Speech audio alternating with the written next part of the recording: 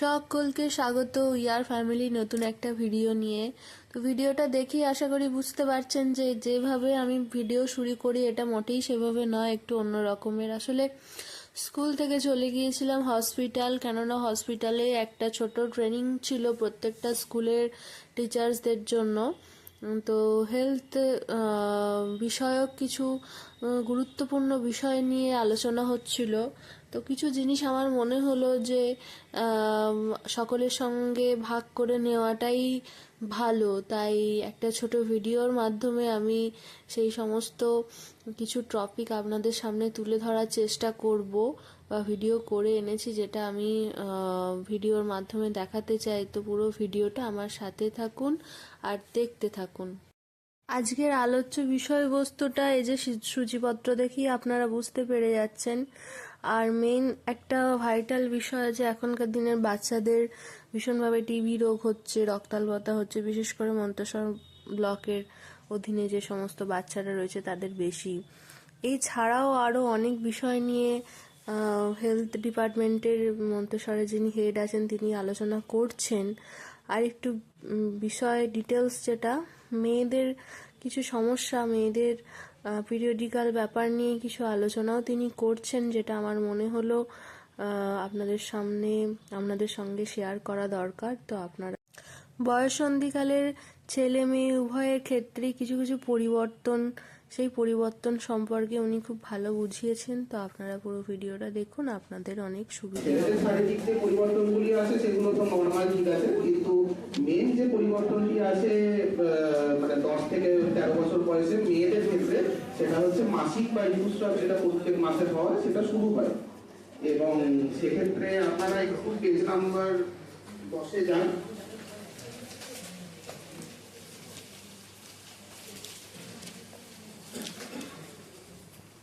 দেখুন, ঋতুস্রাব সম্পর্কিত কিছু তথ্য এখানে লেখা আছে, যেগুলো আমরা সবাই মোটামুটি নর্মালি জানি, কিন্তু তাও একটু জেনে রাখা যে ঋতুস্রাব প্রত্যেক মাসেই মেয়েদের জরায়ু থেকে নির্গত হওয়া রক্ত বা কলার স্রাব, এবং এই জিনিসটা একদমই নর্মাল। এটা মাসিক যে জিনিসটা হয় সেটা একদমই নর্মাল জিনিস। মেয়েরা ঋতুমতি হয় 9 থেকে 16 বছর বয়সের মধ্যে, এবং এটি বন্ধ হয়ে যায় 45 থেকে 55 বছর বয়সের মধ্যে। এবং ঋতুচক্রের যে টাইমটা সেটা 21 থেকে 45 দিনের হতে পারে।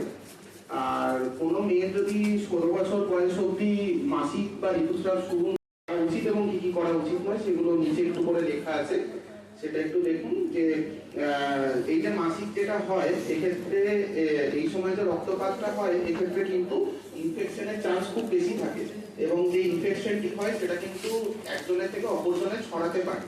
তো একটি মেয়ের ইনফেকশন হলো, সে তার পাশে 4-5 জন মেয়েকে বসিয়ে রাখলো, গল্প করছে, সেক্ষেত্রে কিন্তু ইনফেকশনটা ছড়াতে পারে। সেক্ষেত্রে প্রত্যেকটি মেয়েকেই কিন্তু নিজের শরীর সম্পর্কে সচেতন হতে হবে, মানে স্পেশালি এই ঋতুস্রাবের সময়টুকু, ঠিক আছে। তো সেক্ষেত্রে আপনাদেরকে যেটুকু মানে মহিলা যে টিচাররা আছেন তারা একটু ভালো করে এটা পড়ে নেবেন যে কি কি করা উচিত, কি কি করা উচিত নয়। সেটা হচ্ছে সংক্রমণের হাত থেকে বাঁচার জন্য প্রত্যেক দিন নিয়মিতভাবে নিজের স্নান করা, শরীরকে ভালোভাবে পরিষ্কার পরিচ্ছন্ন রাখা, কটনের বা যেটা মানে একদম সুতির কাপড় জামা পরা, সিনথেটিক কাপড় না পরাই ভালো, কারণ সিনথেটিক কাপড় পরলে এই ইনফেকশনের চান্সটা আরো বেশি হয়। এবং আমরা এখন জানি যে প্যাড বা ন্যাপকিন, যেটা বলা হয় স্যানিটারি ন্যাপকিন, সেটা ব্যবহার করা উচিত। কাপড় দিয়ে যেসব প্যাড বানানো হয় সেগুলো ব্যবহার না করাই ভালো। এখনো গ্রামের দিকে অনেকেই করেন, তবুও আপনাদেরকে একটু বোঝাতে হবে যে এই জিনিসটা ইনফেকশন ছড়াতে আরো সাহায্য করবে। যে কাপড় ব্যবহার করা বা গামছা ছেঁড়া, নোংরা জামা কাপড় ছিঁড়ে ব্যবহার করাটা একদমই উচিত নয়। এবং এই যে প্যাড বা ন্যাপকিন যেটা ব্যবহার করা হবে সেটা কিন্তু প্রত্যেক 4 থেকে 6 ঘন্টা অন্তর বদলানো উচিত। নর্মাল পরিষ্কার একদম কাঁচা সুতির কাপড়ের মধ্যে দুটো ঢুকিয়ে এরকম প্যাড তৈরি করা যেতে পারে।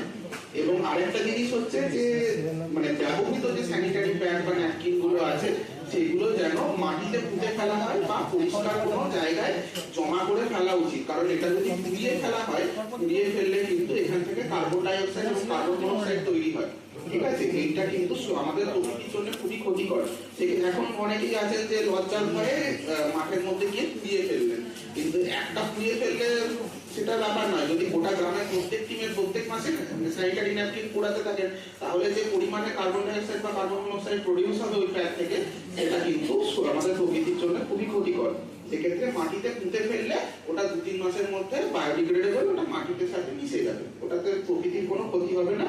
এই জিনিসটুকু আপনাদেরকে একটু বুঝিয়ে বলতে হবে, ঠিক আছে। তারপর চলে আসুন, বাড়ির বড়রাই মানে মেয়েদের এটা করতে বাধ্য করেন, সেক্ষেত্রে আপনাদেরকে বোঝাতে হবে যে মাসিক এবং ঋতুস্রাব যে জিনিসটি আছে সেটি কিন্তু একদম নর্মাল শারীরিক প্রক্রিয়া। এটা কোনো রোগ বা শরীর খারাপ নয়, এটা কোনো কুসংস্কার বা অপসংস্কৃতিও নয়।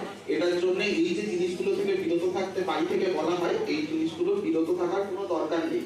কিন্তু এক মুহূর্তে তো সবাইকার বাবা মায়ের ধরুন চিন্তাধারা চেঞ্জ হয়ে যাবে না, মানে বাড়িতে বাবা মা ছাড়াও দাদু ঠাকুমা সবাই আছে, ওনাদের চিন্তাধারা একদিনে চেঞ্জ হবে না। কিন্তু বাচ্চাদেরকে আপনারা যদি বোঝান, বাচ্চারা যদি বাড়িতে গিয়ে সেটা তাদের বাবা মাকে বোঝাতে শুরু করে, সেক্ষেত্রে কিন্তু মানসিক অনেক রকম পরিবর্তন আমরা আনতে পারবো। আজকে না হলেও আজ থেকে 5 বছর পর কিন্তু এই মানসিক চেঞ্জটা চলে আসবে সবার মধ্যে, যে এই জিনিসটা একদমই নর্মাল, কোনো রকম কোনো অসুখ বা শারীরিক সমস্যা নয়।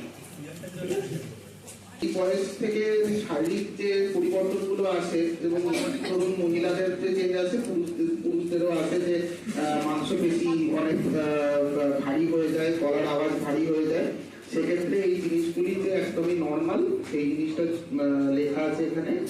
যে মানে কেউ হয়তো ধরুন দেখতে ভালো বা বাজে, কালো ফর্সা, এই জিনিসটা তো ধরুন আমাদের কিছু না, এটা ভগবানের সৃষ্টি। কে কেমন দেখতে হবে, এই পৃথিবীতে প্রত্যেকটি মানুষ আলাদা আলাদা রকম দেখতে, এবং সেটাতে তার কোনো হাত নেই, তার বাবা মায়েরও কোনো হাত নেই, ঠিক আছে। এটা একদম ভগবানের সৃষ্টি। সুতরাং যে একটি কালো মেয়েকে কিছু মেয়ে গিয়ে অ্যাটাক করলো, তুই কালো বা তোর ইয়ে, এটাতে কিন্তু মানে মেয়ে হোক বা ছেলে সবার ক্ষেত্রেই মনের মধ্যে কিন্তু একটা খারাপ এফেক্ট